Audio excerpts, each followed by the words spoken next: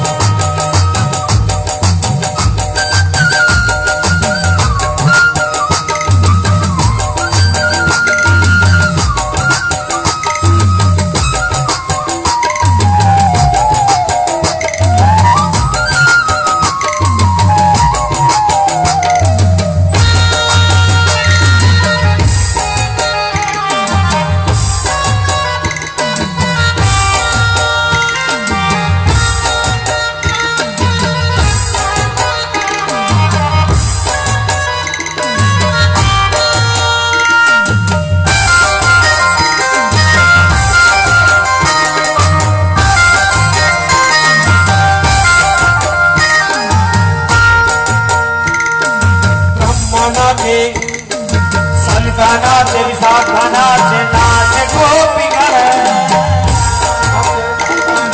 नाचे गोपीगण ललिता नाच विशाखा नाचे नाचे गोपीगण ललिता नाच विशाखा नाचे नाचे गोपीगण मन मेरो बन गयो सुधीरे पावन वृंदावन मन मेरो बन गयो सुधीरे पावन वृंदावन रचो रचो रे यमुना किनारे देखो रास रचो रे रास रचो रे रास रचो रे राम संग देखो रास रचो रे रास रचो रे यमुना किनारे देखो रास रचो रे रास रचो रे रास रचो रे यमुना किनारे देखो रास रचो रे रास रचो रे रास रचो रे यमुना किनारे देखो रास रचो रे यमुना किनारे देखो रास रचो रे यमुना किनारे देखो रास रचो रे बोले रामचंद्र भगवान की जय जय श्री राम। सुंदर महाराज रचाते हैं 16 लाख गोपियों के मध्य में 8 लाख गोविंद स्वरूप बनाते हैं। बड़ा ही प्रचलित भजन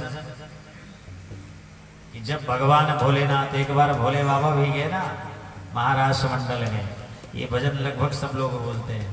बोलते कि नहीं बोलते? एक के दिन वो भोले भंडारी भोले बाबा बोले भैया माता पार्वती जी से बोले देवी हमें भी लेके चलो ना।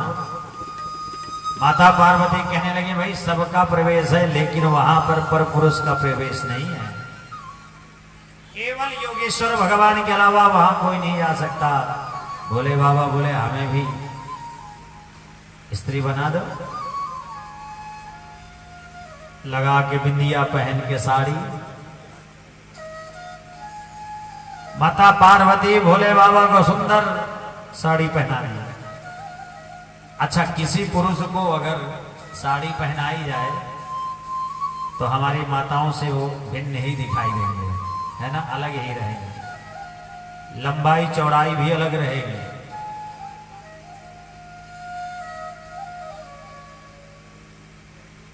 चाल भी अलग रहेगी। पहले क्या होता था, कई बार जब पुरुष भाइयों की अपेक्षा माताओं की थोड़ी लंबाई कुछ ज्यादा भी हो जाती थी, ये दाकर पुरुष भाई छोटे हो जाते थे और हमारी माताएं बहनों की लंबाई थोड़ी ज्यादा हो जाती थी। ऐसे ही हुआ बलराम जी महाराज के साथ में। तो ये सबको ठीक किए हैं दाऊ भैया। जो दाऊ भैया का विवाह होता है ना, तो रेवत की पुत्री रेवती जी के संग में होता है। ये रेवत यक्ष है, सतयुग के प्राणी हैं रेवत जी महाराज। तो रेवत जी महाराज अपनी बेटी का विवाह करने के लिए दाऊ भैया के ब्रह्मा जी के पास गए, बेटी को लेकर के कि महाराज बताओ इसका विवाह किसके संग में किया जाए। ब्रह्मा जी पिताजी थे। तो उस समय संगीत का कार्य चल रहा था, तो एक क्षण के लिए रुक गए रेवत जी महाराज। जब रुक गए, संगीत समारोह संपन्न हुआ, तो ब्रह्मा जी महाराज पूछे बेटा कैसे आगमन हुआ। कहने लगे सरकार ये हमारी बेटी है ना, आप बताइए किसके संग में इनका विवाह करेगा। ब्रह्मा जी महाराज बोले बेटा जिस समय तुम आए थे वो सतयुग का समय था, सतयुग पूरा चला गया, त्रेता भी चला गया, अब द्वापर भी जाने वाला है। अरे राम राम, इतने युग चले गए एक क्षण में। बोले यहां हमारे पास तो तुम्हारा एक क्षण व्यतीत हुआ, पर वहां तो पूरा युग ही चला गया है। तो क्या करें महाराज। बोले इस समय एक ही बात, आपकी बेटी के योग्य पर भगवान श्री कृष्ण के ज्येष्ठ भ्राता दाऊ भैया है, उन्हीं के संग में विवाह कर दो। आए। अच्छा, सतयुग के जो प्राणी होते थे उनकी लंबाई 21 हाथ की होती थी। त्रेता युग के जो प्राणी होते थे उनकी लंबाई 14 हाथ की होती थी। और द्वापर युग के प्राणियों की लंबाई होती थी 7 हाथ की। और कलयुग के प्राणियों की कितनी लंबाई हाथ की होती है? 3.5 हाथ की। अगर अपने हाथ से लंबाई नापा जाए ना तो 3.5 हाथ से ज्यादा नहीं। तो द्वापर युग के थे दाऊ भैया, इसलिए उनकी लंबाई थी 7 हाथ की। और सतयुग की थी उनकी पत्नी रेवती, जिनकी लंबाई थी 21 हाथ। अब बताओ, अब ये पति पत्नी का संबंध है। पति देव बेचारे 7 हाथ के, पत्नी महोदया 21 हाथ की। अच्छा, फिर भी किसी प्रकार से दाऊ भैया के मन में हुआ कोई बात नहीं, चलने दो, बड़े आराम से रह रहे थे। एक दिन दाऊ भैया को बड़ा अजीब लगा, बेइज्जती महसूस हुई। बगीचे की तरफ जा रहे थे दाऊ भैया, तो एक आम्र का वृक्ष था। तो आम्र के वृक्ष में दाऊ भैया पत्थर फेंक फेंक करके वो आम का फल तोड़ रहे थे। फल नहीं हाथ में आ पा रहा था। उधर से आई इनकी पत्नी रेवती जी, तो ये 21 हाथ की थी। वो आकर के वृक्ष से ऊपर से हाथ ऐसे नीचे लगाया, तोड़ करके दे दिए। तो दाऊ भैया को बड़ी बेइज्जती महसूस हुई कि अरे राम राम, ये तो ठीक नहीं है। दाऊ भैया को क्रोध आया और क्रोध में आकर के हल और मूसर उठाए और अपनी पत्नी के सिर में ठोंक ठोंक करके छोटा बना दिए। और ब्रह्मा जी को चेतावनी दिए, आज के बाद ऐसा काम बिल्कुल मत करना। पत्नी महोदया की लंबाई ज्यादा मत करना। तब से आज तक पतिदेव कितने छोटे क्यों ना हो, पत्नी की लंबाई ज्यादा भी हो ना अगर दोनों संग में चलते हैं तो भी बराबर ही दिखाई देंगे। तो भोले बाबा को जब साड़ी पहनाई गई तो भोले बाबा अब चाल भी न्यारी पुरुष हैं, सबसे न्यारे दिख रहे हैं। रासमंडल की भूमि पर पधारे। वहां पर 2 लोग खड़े थे, हाजिरी भरने वाले। विशाखा उपस्थित है, ललिता उपस्थित है। किसी प्रकार से पीछे से माता पार्वती भगवान भोलेनाथ को अंदर प्रवेश करा दिए। अब यहां भगवान श्री कृष्ण देख रहे थे कि आज तो भगवान भोलेनाथ आ रहे हैं दर्शन के लिए, आज इन्हीं के संग में महारास रचाएंगे। तो भगवान भोलेनाथ के लंबा घूंघट सिर पर लगा हुआ है और आई पार्वती मैया के पास भगवान श्री कृष्ण। अरे सखी, एक बात बताओ, ये कोई नई नवेली भी सखी आई है क्या? हमारा नई नवेली है। अच्छा, ये कौन है? सरकार, ये मेरी पड़ोसन है ये। अच्छा, आपकी पड़ोसन है तो इसका कुछ नाम भी होगा ना, जरा चेहरा तो देखो इसका। तो जब भगवान भोलेनाथ का चेहरा देखने के लिए जाए तो उनकी तरफ उनको पीठ दिखा दे। 2-3 बार देखने की चेष्टा की, हर बार पीठ दिखा देते थे। भगवान श्री कृष्ण कहने लगे, अरे पार्वती सखी, ये अपना चेहरा क्यों नहीं दिखा रही है? कहने लगे, सरकार नई नवेली है ना, तो थोड़ा सा शर्माए रही हैं ये। अच्छा तो अपना नाम ही बता दें। तो अपना नाम क्या बताते हैं? चंद्रावली सखी। माथे में चंद्रमा लगा है ना, इसलिए एक दिन वो भोले भंडारी बन कर के ब्रज नारी गोकुल आ गए हैं, वृंदावन आ गए हैं। एक दिन वो भोले भंडारी बन कर के ब्रजनारी गोकुल आ गए हैं, गोकुल आ गए हैं।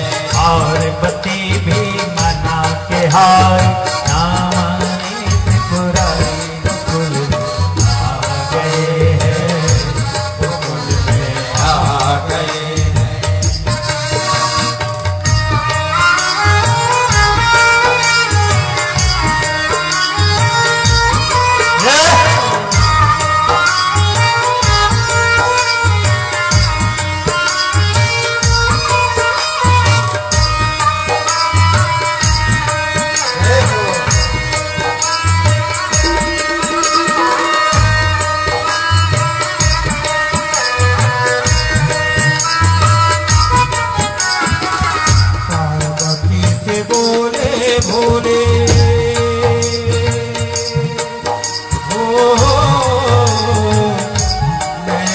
चलूंगा तेरे साथ में, तेरे साथ में। से बोले मैं भी चलूंगा तेरे साथ में, तेरे साथ में। राधा संग श्याम नाचे, मैं भी नचूंगा तेरे साथ में, हाँ तेरे साथ में। राधा संग श्याम नाचे, मैं भी नाचूंगा तेरे साथ में, तेरे साथ में।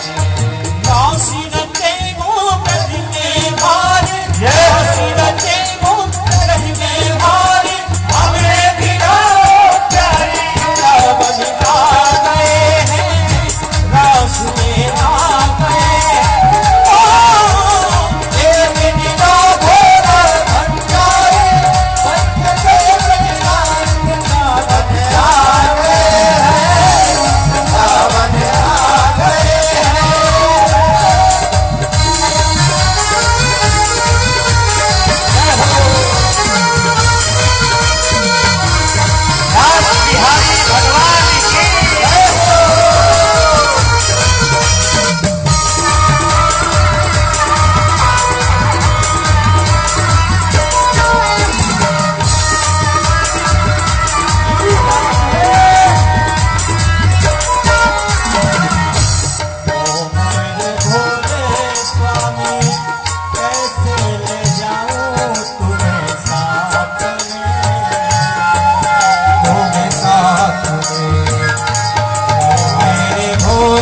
स्वामी कैसे ले जाऊं तुम्हें रास में, तुम्हें रास में। मेरे सिवा कोई न जावे इस रास में, इस रास में। हंसी करेंगी ब्रज की नारी, हंसी करेंगी ब्रज की नारी, मानो बात हमारी।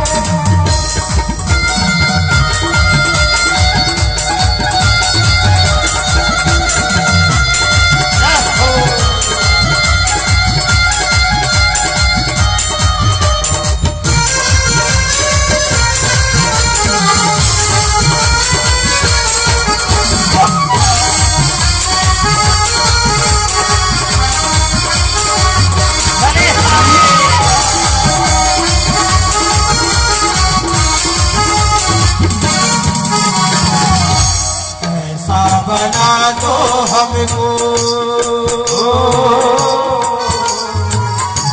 कोई न जाने इस राज को, इस राज को। मैं हूँ सहेली तेरी, ऐसा बताना ब्रजराज को, ब्रजराज को।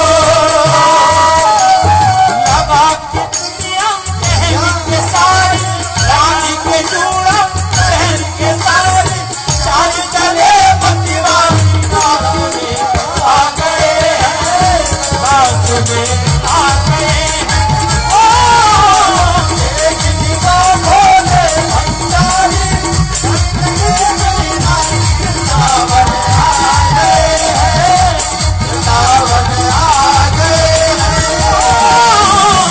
आई बती भी मना के हारी, ना माने सपुरानी रात में आ गए हैं, रात में आ गए हैं।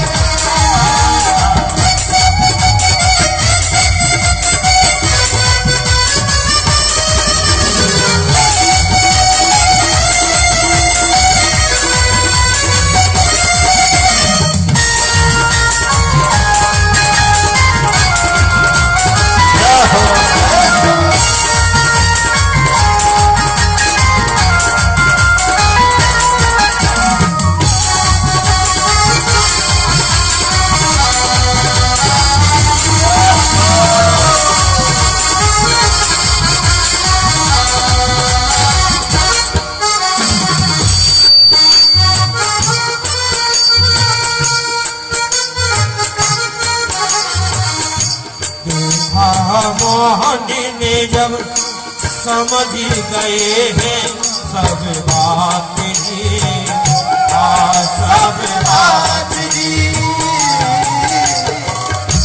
देखा मोहन ने जब समझ गए हैं सब बात ही, सब बात ही।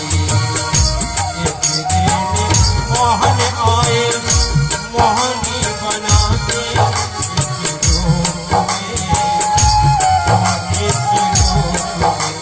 सर से साड़ी सट गई जब, सर से साड़ी सट गई जब, मुस्काए मनवानी रात में आ गए हैं, रात में आ गए हैं। ओ भोले भंडारी, आई गोद में आ गए हैं, वृंदावन आ गए हैं। आई बती भी मना के हारी, ना माने सपुरानी रात में आ गए हैं, रात में आ गए हैं, रात में आ गए हैं, रात में आ गए हैं, रात में आ गए हैं, रात में आ गए। बोलिए रास बिहारी भगवान की जय, जय श्री राधे श्याम। इस प्रकार से 1 वर्षों तक रास बिहारी भगवान गोपियों के संग में महाराज का आनंद आशीर्वाद देते रहे। एक रूप से गोपियां घर पर रहती थी, दूसरे रूप से गोपियों को के संग में महाराज का कार्य होता था। रास महारास, निवृत्ति महारास, 3 प्रकार का ये रास है। धीरे धीरे ठाकुर जी की व्यवस्था बड़ी होने लगी। अब समय आ रहा है वृंदावन भूमि से आगे चलने का। 11 वर्ष के लगभग ठाकुर जी की अवस्था हो चुकी थी। एक दिन देवर्षि नारद जी महाराज पधारे। देवर्षि नारद जी कहने लगे, सरकार अब आप चलिए श्रीधाम वृंदावन से मथुरा की तरफ प्रस्थान करें। भोजराज कंस के वध का कार्य करने का समय अब आ चुका है।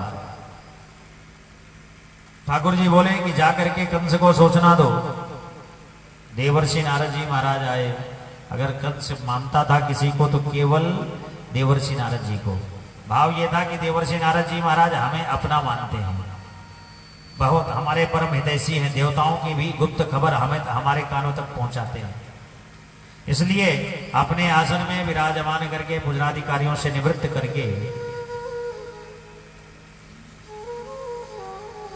पूछने लगे, महाराज के ही कारण आगमन तुम्हारा, आपके आने का प्रयोजन क्या है? कहने लगे, भोजराज कंस, मैं सीधे देवताओं के यहां से आ रहा हूं और एक बड़ी गुप्त मंत्रणा हो रही थी, सब लोग तुम्हें मारने में लगे हुए हैं, तुम इतने भोले हो कि तुम्हें शत्रुओं पर भी दया करनी आती है। कहने लगे, महाराज मैं शत्रुओं पर दया नहीं करता। बोले, तुम्हें पता है जिसे गोकुल वृंदावन में कृष्ण कन्हैया कहते हैं, वो वसुदेव और देवकी का छोरा है। इतना सुनते ही हाथ में तलवार निकाल। महाराज लगता तो था, क्योंकि मैंने जितने भी दैत्यों को भेजा सबको ये मार गिराया, और ये भांजा ऐसे ना मामा जी के जितने भी खिलौने थे सारे खिलौनों को तोड़ते गई है। तलवार हाथ में लिया, बोले वसुदेव और देवकी ने मेरे संग में छल किया, कपट किया, धोखा किया, अभी मैं बध का कार्य करूंगा। देवर्षि नारद जी महाराज जिस प्रकार आग लगाना जानते हैं ना, तो बुझाना भी जानते हैं।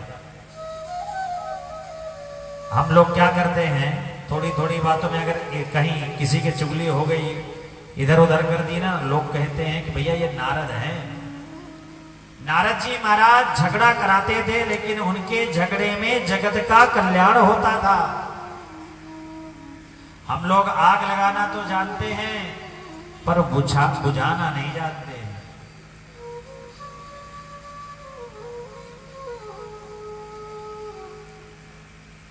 आग कहीं लग रही हो ना, तो वहां और घी डालने का काम कर दें। महाराज देवर्षि नारद जी महाराज कहने लगे, अगर तुम मारोगे वसुदेव और देवकी को तो कभी भी मार सकते हो, तुम्हारा जो काल है ना अभी छोटा है, उसको मारने के लिए बुलाओ। ये बात समझ में आ गई। देवर्षि नारद जी महाराज की जय जयकार करने लगे। इसलिए कभी भी अगर कहीं झगड़ा हो रहा हो, उस झगड़े को रोकने की चेष्टा करना चाहिए। देवर्षि नारद जी महाराज जगत में कलह जरूर करवाते थे, लेकिन कल्याण होता था। और हम लोग क्या करते हैं महाराज, क्या किया जाए महाराज, हम अपने दुख से दुखी नहीं है। आज के समय में लोग अपने दुख से इतना दुखी नहीं है जो पड़ोसियों के सुख से दुखी हो रहे हैं। एक मैया थी, अपनी पड़ोसन से बहुत चिढ़ती थी, तो बोले, किसी से पूछने लगे, किसी संत जी से पूछी, महाराज एक बात बताओ, कौन से देवता जल्दी प्रसन्न हो जाते हैं? संत जी कहने लगे, भोले बाबा। अब ये इतना चिढ़ती थी, जो अपनी पड़ोसन थी ना, पड़ोसन को और नीचा दिखाना चाहती थी। भोले बाबा की तपस्या करी, भोले बाबा प्रकट हो गए, देवी वरदान मांगो। पहले ही मन की बात समझ बैठे थे। कहने लगे, लेकिन एक बात याद रखना, जो कुछ तुम अपने लिए मांगोगी ना, तो डबल तुम्हारे पड़ोसी को मिलेगा। अब ये सोचने लगी, लो अपनी पड़ोसन को ही तो नीचा दिखाने के लिए मैं भगवान की वरदान के लिए मैं तपस्या की, और कह रहे उनको डबल वरदान मिलेगा। बोले ठीक है महाराज, पर एक ही वरदान देंगे, दो महाराज, एक वरदान नहीं, दो वरदान चाहिए। ठाकुर जी बोले, भोले बाबा बोले ठीक है। तो क्या कह मांगने लगी, पहले मांगी, महाराज मेरी एक आंख फोड़ दो, कि अगर हमारी एक आंख फूटेगी तो इसकी दोनों आंख फूट जाएगी। और दूसरा वरदान मांगती है, महाराज हल्का सा हमें हार्ट अटैक आ जाए।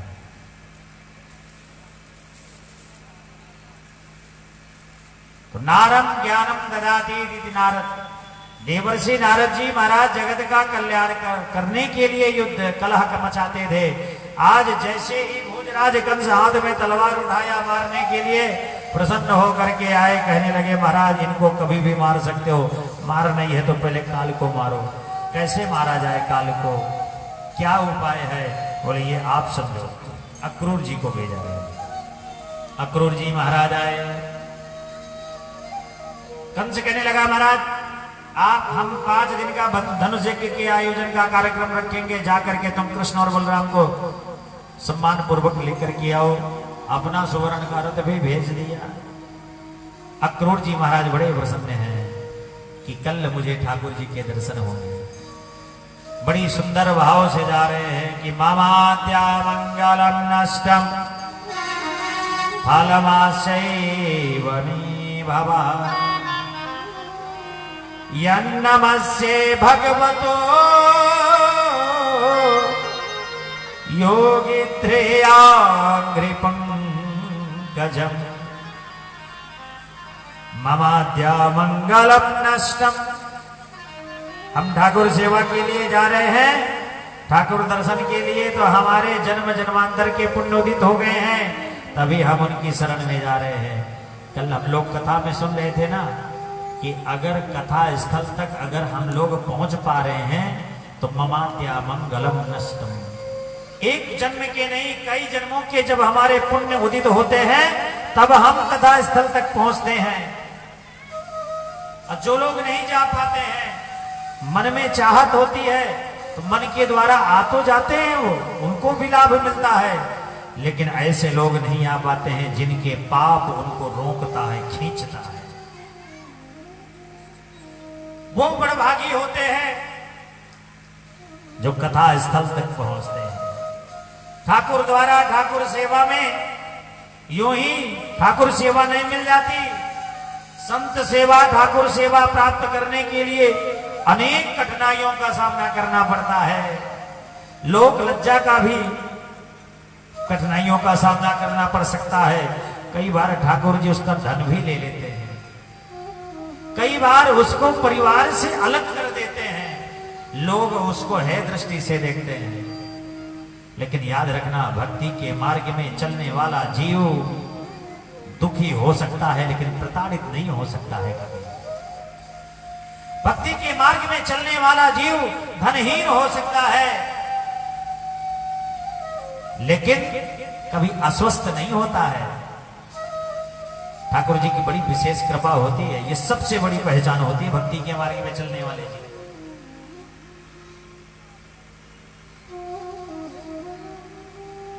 आज नरसिंह भगत जी को ले लीजिए आप। नरसिंह भगत जी इतने नगर सेठ थे। अंत समय में ठाकुर सेवा में, संत सेवा में सब कुछ न्यौछावर कर दिए। कुटिया बना करके 16 सूरदासों को संग में लेकर के रहने लगे। 16 सूरदासों को संग में लेकर के बेटी के लिए, गोद भराई के लिए क्या से क्या नहीं दुख सहना पड़ा। अंत तो गत्वा श्री ठाकुर जी सामन साह बन करके आए, उनकी गोद भराई करते हैं। भक्ति के मार्ग में चलने वाला जो जीव है दुखी हो सकता है लेकिन कभी परास्त नहीं होता है। ममाद्या मंगलम नष्टम फलमाशे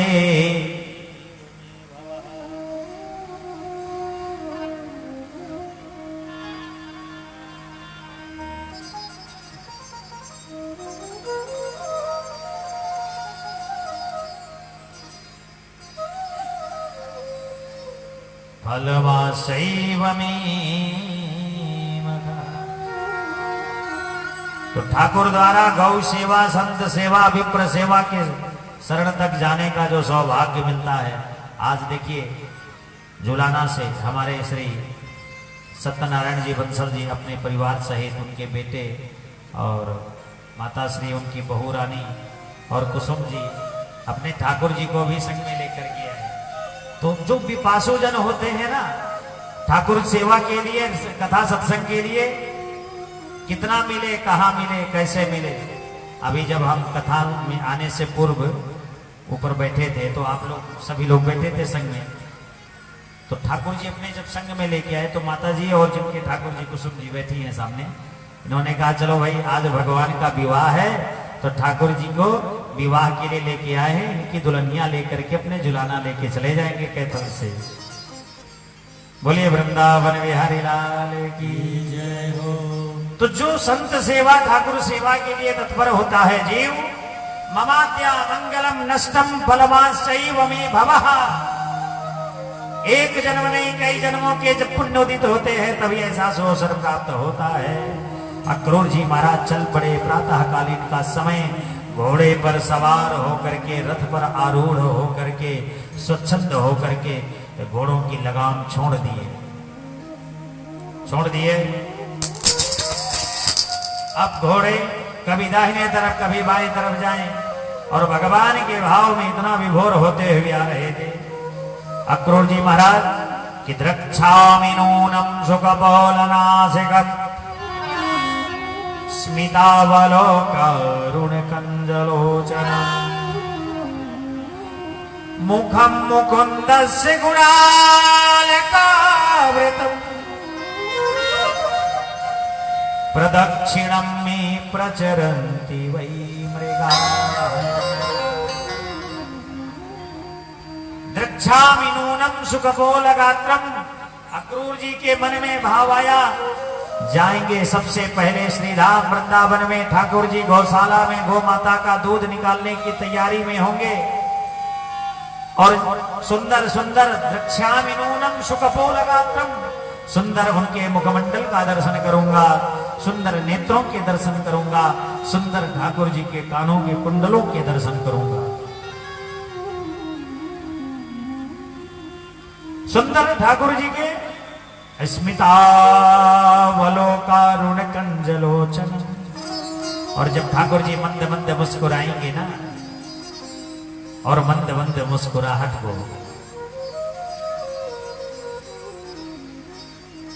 जब मेरे नेत्रों में पड़ेंगे, सुंदर झांकी को देख करके हृदयांगम करूंगा कि मुखम मुकुंदस्य गुणालकामृतम, सुंदर पीतांबर और दाऊ भैया का नीलांबर देखूंगा। इस प्रकार के मन में भाव को लेकर के आ रहे थे। तब तक में मन ही मन सोचने लगे, देखो प्रदक्षिणम में प्रचलन्ति वै मृगाः, सामने से हिरणों का झुंड चला आ रहा है, बड़ा शुभ संकेत मिल रहा है। आप रास्ते में जा रहे हो, कुत्ते के भौंकने की आवाज आ जाए ना तो आपका काम अशुभ हो जाएगा, बिगड़ जाएगा। आप अगर कहीं जा रहे हो, किसी के छींकने की आवाज सुनने को मिल जाए तो आपका अपशगुन, कोई हिरणों का झुंड मिल जाए शुभ शकुन, गौ माता दूध पिलाते हुए बछड़े को दिख जाए तो शुभ शकुन, अर्थात आपके सारे कार्य होने वाले हैं। छींकत जग में पग दियो आवत दीनो रो, जन्म से अपशगुन भयो मंगल की ही विधि हो। छींकना, रोकना, टोकना, ये तीन महादोष। और कहते हैं जब बालक का जन्म होता तीनों दोषों को लेकर के आता है। अक्रूर जी महाराज शाम के समय पहुंचे। श्री ठाकुर जी, दाऊ भैया, कन्हैया अक्रूर जी का हाथ पकड़ करके लेकर के आए नंद बाबा के पास। भोजनादि कार्यों से जब निवृत्त हुए, निवृत्त होने के बाद प्रश्न करते, महाराज आपका आगमन किस वजह से हुआ? कहने लगे भोजनादिकन से 5 दिन का धनुष यज्ञ का आयोजन किया, उसमें आपको बुलाए हैं। नंद बाबा तैयार हो गए, गोविंद भी तैयार हो गए, लेकिन यशोदा मैया आज तैयार दुखी हो गई है। अंत तो गत्वा ठाकुर जी समझाते हैं, मैया हमेशा के लिए थोड़ी जा रहा हूं, आऊंगा दर्शन के लिए। रात्रि व्यतीत हो गई, प्रातःकालीन हुआ। गोपियों को जब पता चला, नंद महल के बाहर सारी गोपियां आकर के एकत्रित हो गई और गोपियां एक साथ एक स्वर में कहने लगे, हे क्रूर, तुम तो बड़े क्रूर नजर आ रहे हो, तुम हमारे प्रेम को देख नहीं सकते हो। एक गोपी कहने लगी, इनकी माताजी ने इनका नाम अक्रूर कैसे रखा? ये क्रूर नहीं है तो बहुत बड़े क्रूर दिखाई देते हैं। एक गोपी बोली, मैं देखती हूं कैसे रथ आगे जाएगा। रथ तभी आगे जाएगा जब इस शरीर से प्राण विलग हो। सभी लोग अक्रूर जी से वार्तालाप कर ही रहे थे। उसी समय पर नंद महल का रथ दरवाजा खुला। एक साथ एक स्वर में सभी गोपियां रुदन करते हुए कहने लगी कि एवं ब्रुवाणा पिरहा तुरा वृषम ब्रज स्त्रियः कृष्ण विषक्त मानसा विसृज्य लज्जां रुरुदुस्म सुस्वर गोविंद दामोदर माधवे। एक साथ एक स्वर में सभी गोपियां कहने लगी, गोविंद रुक जाओ, हमें छोड़ करके मत जाओ। ठाकुर जी ने कहा, गोपियों से तुम लोगों के प्रेम को मैं समझ सकता हूं, लेकिन याद रखना अगर तुम लोग रुदन करोगे ना तो मेरे मार्ग में अपशगुन होगा, इसलिए रोना मत।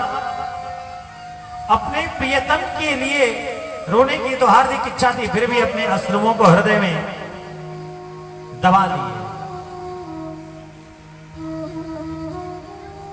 रथ पर आरूढ़ हो गए यशोदा मैया। बेचारी अभी तक चुपचाप बैठी थी, लेकिन जब यशोदा मैया को पता चला कि कोई मेरे लाल को लेकर के जा रहा है तो यशोदा मैया से रह नहीं पाई। दोनों भुजाओं को फैला करके आगे की तरफ बढ़ते हुए गोविंद कन्हैया उच्चारण करते हुए जाने लगे। इधर ठाकुर जी से भी नहीं रहा।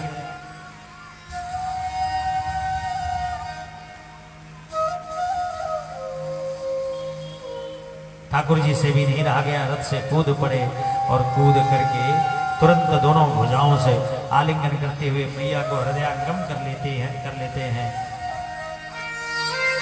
फूट फूट करके यशोदा मैया रुदन करने लगी, गोविंद रोने लगे। कन्हैया कहने लगे, मैया तू क्यों रो रही है, मैं आऊंगा ना। यशोदा मैया कहने लगी, बेटा तू आएगा जरूर, मुझे पता है, लेकिन एक बार मैंने तुझे बांधा था, वो जो मैंने बंधन में तुमको बांधा था वो मेरा भ्रम था। बेटा आज तुम्हारी माँ तुमसे क्षमा मांगती है। इतना सुनते ही ठाकुर जी फूट फूट करके रोने लगे। मैया तेरी बात को, सारी बातों को भुला सकता हूं, लेकिन तेरे बंधन को नहीं भुला सकता हूं। रथ आगे की तरफ चल पड़ा। बहुत दूर तक, जब तक रथ के पताका दिखाई दिया, सभी गोपियां संपूर्ण ब्रजवासी देखते रह गए गोविंद को। और जब रथ आगे की तरफ बढ़ गया, सभी लोग अपने अपने घर की तरफ प्रस्थान किए। सारा ब्रजमंडल धाम आज करुण क्रंदन भाव की तरफ बना हुआ है।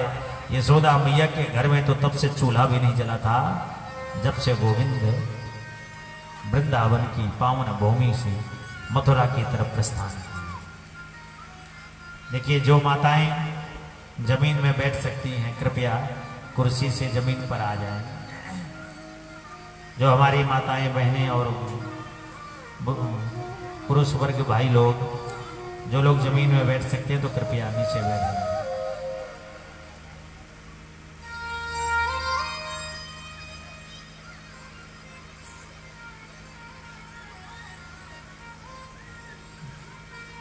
जब से गोविंद वृंदावन को छोड़ करके मथुरा की तरफ प्रस्थान किए, यशोदा मैया के घर का चूल्हा तक नहीं गया।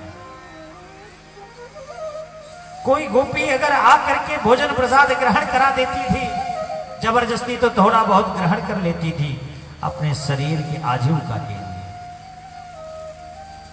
बस रोती रहती थी, रुदन करती रहती थी।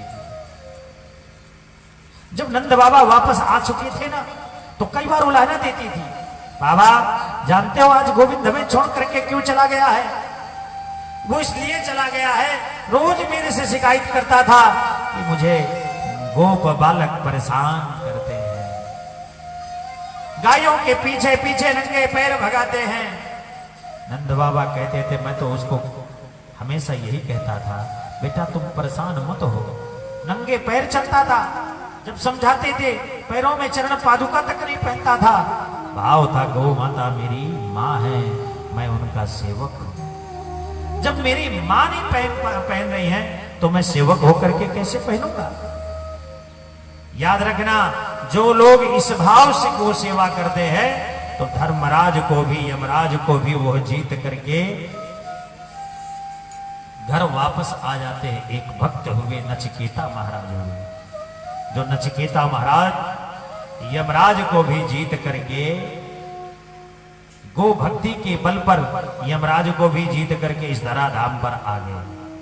इनके पिता जिनका नाम था उद्धालक, उद्धालक ऋषि यज्ञ कर रहे थे। नचिकेता गो भक्ति बल दिव्य लोक दर्शन किए। जो लोग श्रद्धा भाव और विश्वास से गो सेवा में संलिप्त रहते हैं, गो सेवा करते हैं, गो सेवा के लिए परेशान रहते हैं और गो माता कहीं से किसी भी प्रकार के गो माता को परेशानी का कारण न बने, ऐसे जीवों को धर्मराज भी उनसे डरते हैं। कभी यमदूत लेने के लिए नहीं आते और धर्मराज उनका स्वागत करते हैं, सम्मान करते हैं। ऐसे जीव धर्मराज को भी जीत करके त्रैलोक का अधिपति बन जाते हैं। नचिकेता महाराज 5 वर्ष की अवस्था में इनके पिता जिनका नाम था उद्धालक ऋषि, इनकी मैया हमेशा गो सेवा किया करते थे। नचिकेता जी एक बार अपनी मां से पूछे, मां एक बात बताओ, गो सेवा का क्या लाभ होता है? मां ने समझाया, बेटा गो सेवा करने से ब्रह्म ज्ञान की प्राप्ति होती है। मां अगर पढ़ाई नहीं करेंगे फिर भी ब्रह्म ज्ञान प्राप्त होगा? हाँ बेटा, क्योंकि गो माता की शरण में सरस्वती माँ भी विद्यमान है, गणेश जी भी विद्यमान है, भोले बाबा भी विद्यमान है। यदि गो भक्ति आ गई, भक्ति में वो शक्ति है। ध्रुवजी महाराज 5 वर्ष की अवस्था में जब तप करके भगवान का आशीर्वाद प्राप्त करके आए तो ऐसी सुंदर स्तुति करते हैं जो कि पढ़े लिखे नहीं थे, लेकिन इतनी सुंदर स्तुति कि जन्म जन्मांतर की सरस्वती जागृत हो गई। इसलिए गो सेवा से भक्ति भी मिलती है, शक्ति भी मिलती है, विद्या भी मिलती है, बुद्धि भी मिलती है। अच्छा मां, लेकिन बेटा गो सेवा ऐसे नहीं करना, आपको इस भाव से गो सेवा करना है। जिस समय गो माता आपके नेत्र से नेत्र मिला दे, समझ जाना गो माता आपको आशीर्वाद दे रहे हैं। जिस समय गो माता जमहाई देने लगे, समझ जाना इस समय ठाकुर जी के शयन का समय है। जिस समय गो माता जुगाली करने लगे, समझ जाना वेद मंत्रों का उच्चारण हो रहा है। ब्रह्मादि के देवता छत्र चवर लेकर के डुला रहे हैं, इस भक्ति भावना से सेवा करनी चाहिए। 5 वर्ष की अवस्था में हृदय में ये बात बैठ गई और गौ माता की सेवा इस प्रकार करने लगे। घर में गौ माता बांध लिए और उन्हीं गौ माता को जब जल पीती थी तो स्वयं जल पीते थे। गौ माता की सेवा के लिए चल पड़ते थे, हाथ में छोटा सा डंडा लेकर के दोपहर के भोजन के लिए कुछ भोजन का प्रसाद लेकर के, कलेवा लेकर के चल पड़ते थे नचिकेता जी महाराज। जिस जगह पर गौ माता बैठ जाए वहां पर ये बैठ जाए। जब गौ माता जल पीती थी तब ये जल पीते थे। गौ माता के रुकने पर जब खड़े हो जाते थे तो भाव ये होता था कि ब्रह्मादि के देवता इनके छत्र लेकर के खड़े हैं, इस भाव से सेवा करते थे।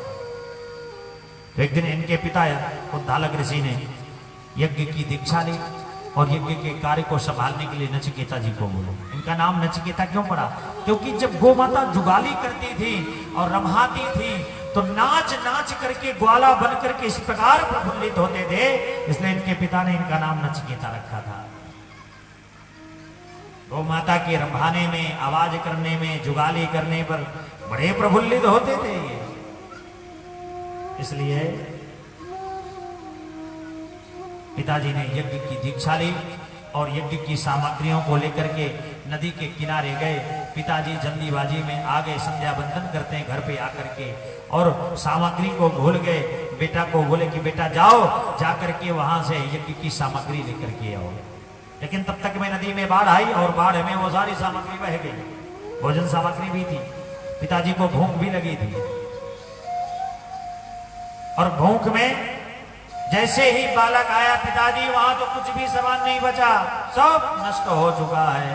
अच्छा, नष्ट हो गया, क्रोध में थे।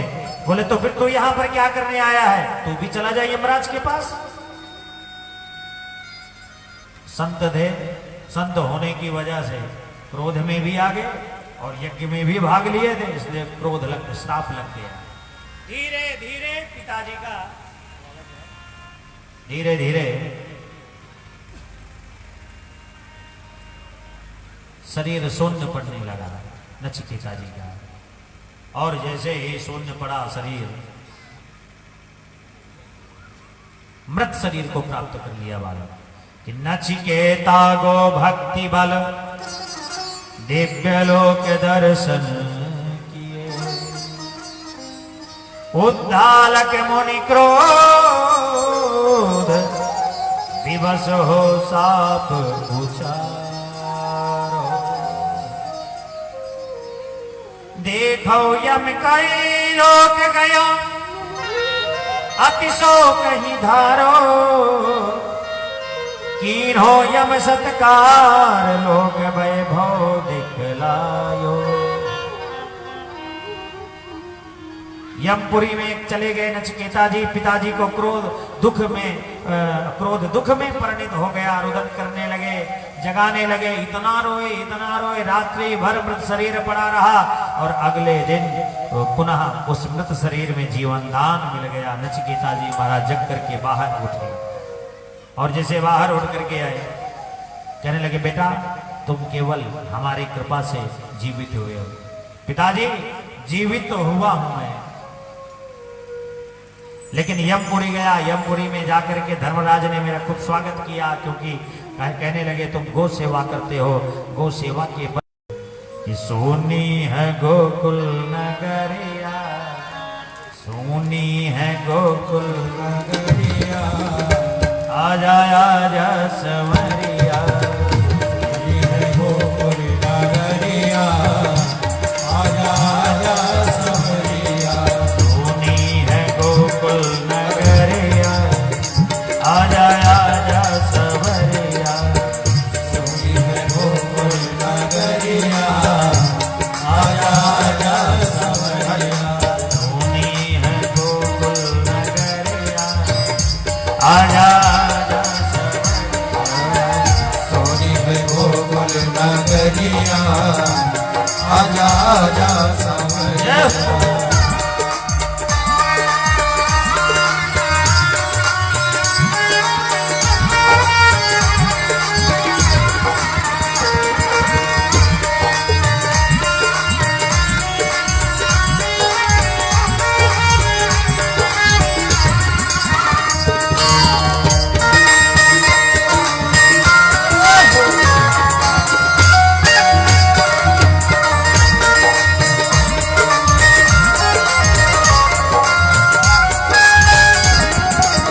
बरसाने में रसिक बुलाए, बरसाने में रसिक बुलाए,